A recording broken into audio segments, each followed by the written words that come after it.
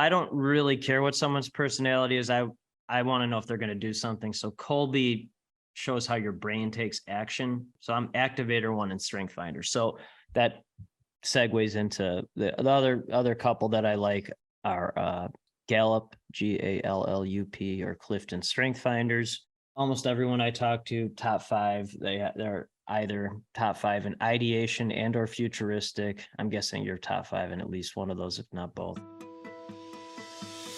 I'm your host, Dino, and get ready to be inspired as you learn exactly how to own your role. And welcome to the Own Your Role podcast. My name is Dino. I'm super excited today to have our special guest here. I got to meet Justin just about a week and a half ago, 2 weeks ago. And the very first thing he popped into was talking to me about my Kolbe score, which is honestly the first time anybody's ever done that. And we talked an entire hour about Kolbe scores and connections, and he's just so brilliant about all this. I was really glad to have him as a guest on our show. So if you are looking to follow someone who's going to help you improve and give yourself, I'll plug it here, an epic life, reach out to Justin Breen. Look him up on the internet, look him up on Amazon, and we'll be talking more about ways to connect with him. But for now, don't remember that Own Your Role is all about igniting your purpose to magnify your passion. So welcome to the show, Justin. Well, I think you have the right last name, Watt, electricity, energy. You're all electricity, energy. And then I see the world in numbers. I see people as numbers and their Kolbe score, and it helps me connect them and create electricity and energy. What did you do before you knew about Kolbe?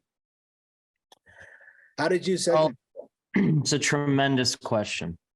So people like us are usually aliens within their own family, community, and verticals. The only people that understand us are top entrepreneurs on planet.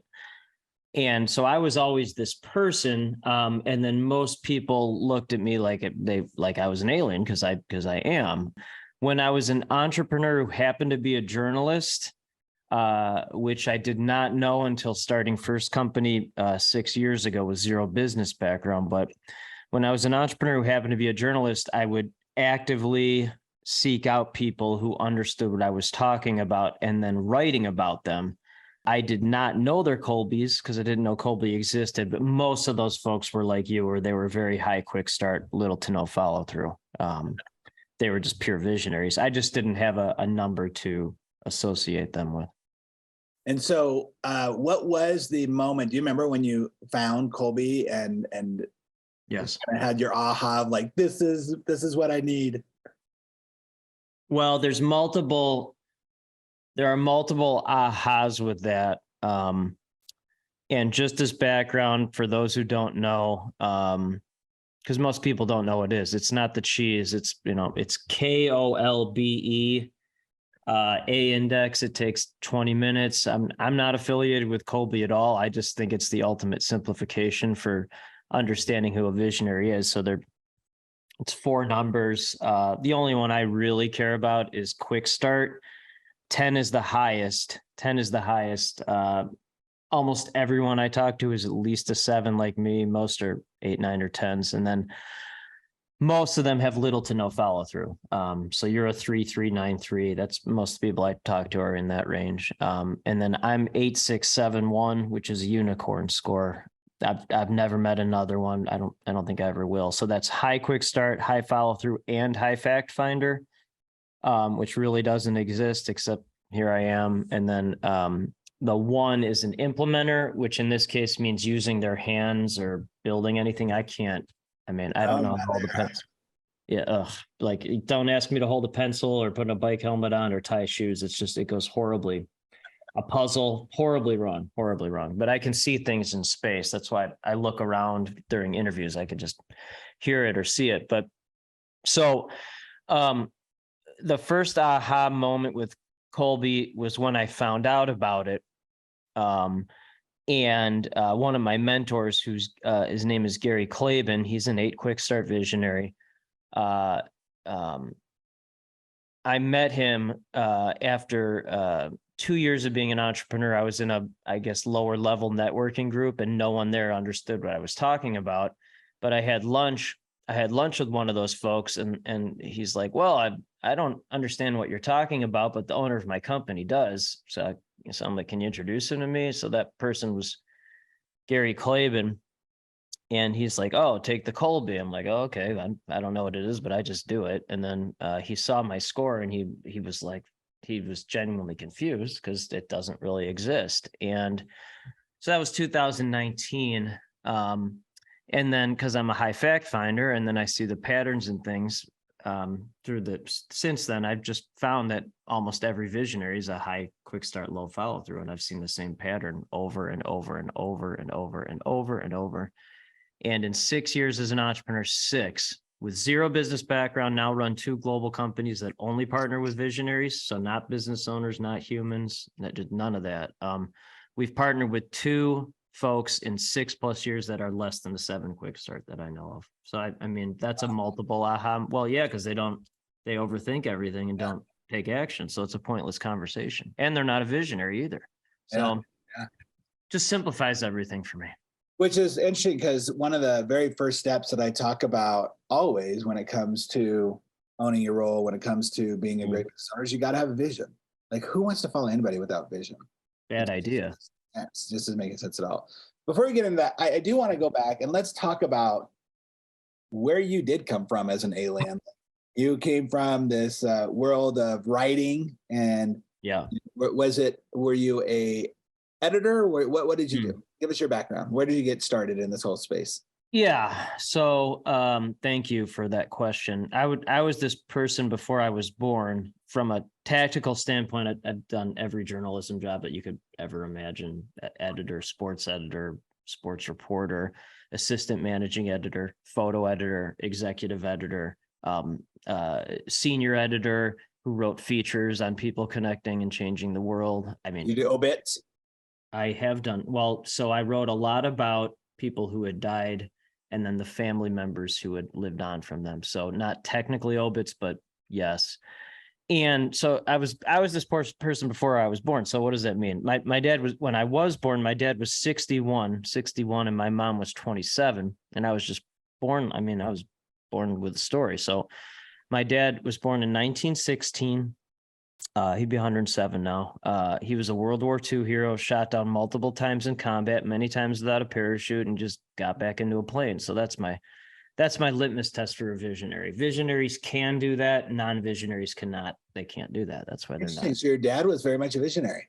Oh, well, I'll explain. Okay. I'll explain. He was a visionary before visionaries existed. So he came from nothing.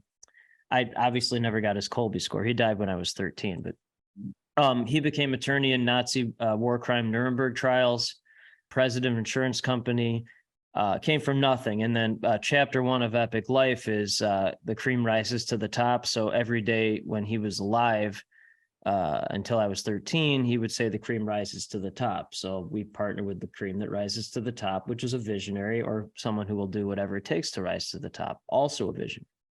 After he died, I found a diary of him fighting in Battle of Hurtgen Forest toward the end of World War II. One of the worst. If you've ever seen the movie Fury, the Brad Pitt tank movie, it was that graphic and horrific. Wow. Every day gets worse and worse. Every now and then I'll go and read it just to find some more clues. But there are excerpts of the diary in Epic Life in chapter 1, and I write exactly like he does, just like boom, ba boom, ba boom, ba boom, boom. Boom, boom, result, inform and entertain. So that's my dad. And then when he was in his late 50s, a drunk driver hit him across the median of a highway, hit him head on, drunk driver killed.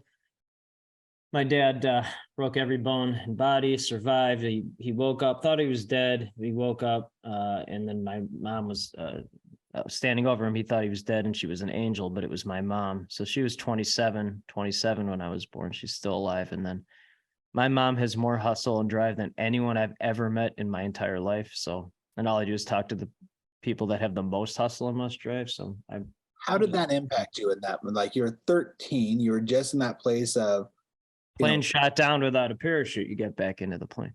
Yeah. Right. Like, you learned that from your dad as an example that he showed you that. What? I mean, yeah, I don't understand it. Thank you for, again, that's a great question. So we're in the Chicago area, and this really nice local magazine Did a really nice cover story on our family. My wife's a pediatrician, stabilizing human, thank God. And then our sons are 8 and 10. They're both 9 quick starts like you. So the cover story was the Breen family, no excuses. So it was there are no excuses in our family. So how it affected me was, obviously it was devastating, but I guess this will help answer. My dad had a heart attack on a Monday, had a heart attack. He died on a Friday, and then I was back at school. The funeral was a Sunday, and then I was back at school on Monday, and then the teacher's like, just moved on. I'm like, well, what do you want Next me to thing. do? Yeah, go next. I mean, Are you an only child, by the way? no, my dad was 6. So my dad was 62 when my middle brother was born, 64 when youngest brother, and my youngest brother died of drug overdose. I have almost genius IQ. He had pure genius IQ, and pure genius IQs often struggle in life. So he died when he was 29, and that's what entrepreneur life is. You figure it out.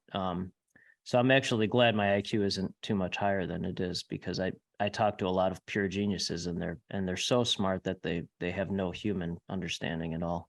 When you talk to people about this type of stuff, about the understanding the visionary genius, I'll just tell you my experience in our conversations, that 1.5 we've had so far, is I recognize things about myself that I knew, but I didn't actually put words to. Like, for example, when you were talking about get it done, right? Just do it. You got to do what you got to do. There's a time where we lost almost everything I invested. Actually, it was a figure it out. Bernie Madoff thing I didn't know about. Lost almost everything. Had to knock doors, right? Had knocked doors to sell alarm systems. But I often tell the story that as I was on the doors, I would say to myself, this is not the end of my story. I'll talk about this someday. I will be telling this from the stage someday. Right. Now I did. And I didn't recognize then the visionary part of that. So when you have conversations, how often are you surprising people by their own discovery of themselves? Tremendous. It's fascinating. Just tremendous. Thank you. So that's why you don't talk to humans, because a human's they can't do anything with this. So, but a visionary can. So I'm going to simplify it as best as I can. 1, because you're fascinated. 2, because it'll help your audience. And then some of them will be fascinated because some of them are visionaries. So most of my days talking to the world's top visionaries. Most of them are ADD, ADHD. Not all, but it's not a disorder, sign of genius. And then I'm hyper focused. So I hear blah, blah, blah, blah, blah, blah, blah, blah, blah, blah, blah, blah, blah, blah, blah, ramble. And then I simplify it into patterns. Okay. That's how my brain works. So it's like ADD, ADHD meets minor Asperger's, which, not human. You do that thing where, as you were just describing, I'll do that where it's like blah, blah, blah, blah, but something randomly will. I don't believe in randomness. And I'll go like, oh, that's what you're talking about. Like all the other minutia, that's the thing. Why don't you just narrow it down to that thing? Yeah, just give me the answer. So, and then simplify it. You're a simplifier, which is most great entrepreneurs. Okay, great. So I just simplified what you said, and you agreed with me. Okay, so good. Okay, so this is what an entrepreneur actually is. Not a human, not a consultant, not a business entrepreneur, and not a silver. I'm not talking about a silver spoon. That's a fundamental. Okay, so these are the 4 things. 4 things. 1, bankruptcy or potential bankruptcy. 2, depression.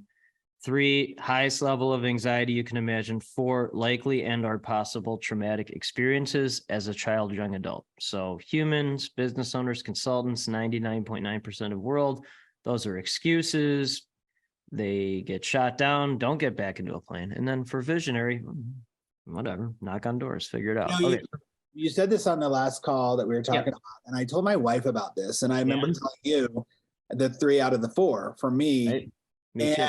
And the one that I don't feel like I experience as much as anxiety, but she pointed something out to me. She said, sometimes anxiety doesn't show up in the way that you think it shows up, right? Like anxiety can be, I just need to get away from the current circumstance and I'm going to go eat junk food. That's my anxiety, right? Or I'm going to go, what have you seen it?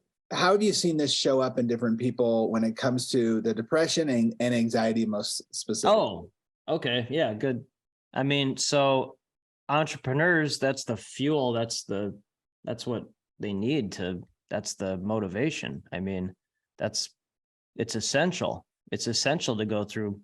I mean, again, like when I first started, I was still talking to small business owners or humans or consultants. So they were ones and twos out of the four. Now I think I've talked to 2 people in the last 2 years, less than 3 of those 4. Yeah. I actually don't believe them. I think they probably are 3, at least 3, if not all 4, because that's what entrepreneur life actually is. And then, because now my 6th follow through is kicking into your 3, because I want to answer your original question. But so I talk to entrepreneurs and they talk about all this material crap and all this stuff. And then I just bring up those 4 things after they're done talking about how great their life is. And then they talk about those 4 things. And then the real truth comes out. The real truth. The Bernie Madoff story is without I mean, it's not that, but it's something like that. And then the subconscious or the unconscious is brought out into the conscious. And that's what I've seen over and over. And those create powerful stories because they're relatable to anyone, but they're especially relatable to visionaries because what a visionary is, they're the most damaged person, the most damaged, not minimal damage, the most, with the best coping skills, the highest IQ, highest EQ, most resilience. That a human can't go through what you've done and do what you're doing. They can't. Okay, but what you just said, I think is crucial. Because I'm like, why do you think that is? And it's such, but the backup with the highest coping skills, highest EQ, highest IQ. That's what it is. So even though you have the damage, your mindset, well, so even though I have the damage, my mindset is your EQ. Keep going. What's next? Why wouldn't you do that? But a human would stop. They'd make I'll give you a perfect example. So, we have to go out into the human world, right? Yes. Our son, so our sons, yes, we do. Yeah, that's funny.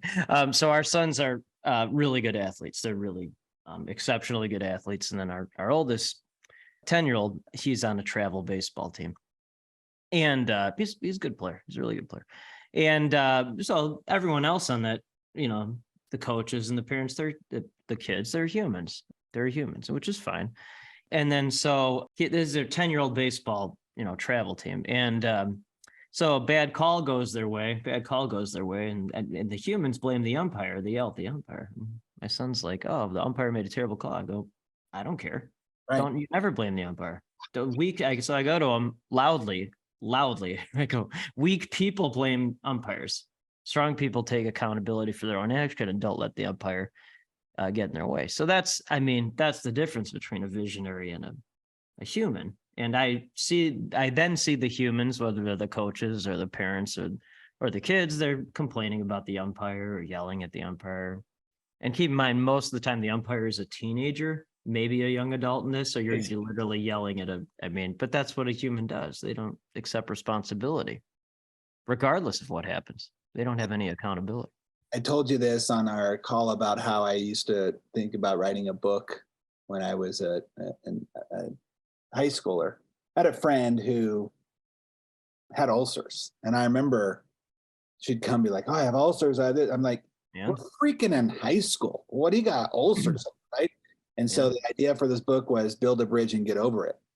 And every page would be new chapter, "Oh, my boyfriend broke up with me." You turn and the only thing it would say would build a bridge and get over it. Another problem. Next chapter is another problem. My kids are being rude. Build a bridge and get over, like whatever. And when you say that about like the human side of things that don't get it, that get swallowed up in all of the minutia and the crap, instead of just going like, "Okay, move on. Like, why are we dwelling on this thing? Move on." Right. You're right. That is a weird thing to do. It's bizarre. Are there other personality, and I hate calling Kolbe a personality. What would you call No, Kolbe is the opposite. So what do you call it? Great question. So I don't really care what someone's personality is. I want to know if they're going to do something. So Kolbe shows how your brain takes action. So I'm activator 1 and strength finder. So that segues into the other couple that I like are Gallup, GALLUP, or Clifton strength finders. Almost everyone I talk to, there's 34 of them. Almost everyone I talk to, top 5, they're either top 5 in ideation and or futuristic. I'm guessing you're top 5 in at least one of those, if not both. So they're idea. I'm off in future, whatever. And then they have at least one of the 3 as well, activator, maximizer, achiever. So they're often wherever that world is, but they'll do something about it now. I'm 32 out of 34 in ideation, almost dead last. And then, but top 5 are activator, maximizer, achiever, competition, responsibility. So I hear blah, blah, blah, blah, blah, blah, blah, blah. And then activate, maximize, achieve, go, never stop going. Okay, so that's one. And then 2. I want to touch on that because you said almost dead last in ideation. Yeah, ideation. Yeah. So 32 out of 34. Looking at something and being like, oh, I want that. That's what you're talking about. What are you talking about when you talk about ideation? So high ideators are shiny object, shiny object, shiny object, shiny object, shiny object, shiny object. Ooh, a squirrel. Ooh, a squirrel. Ooh. Yeah. And you're not that. No, I'm the opposite of that. So there are only 2 things I ask myself every single day that matter.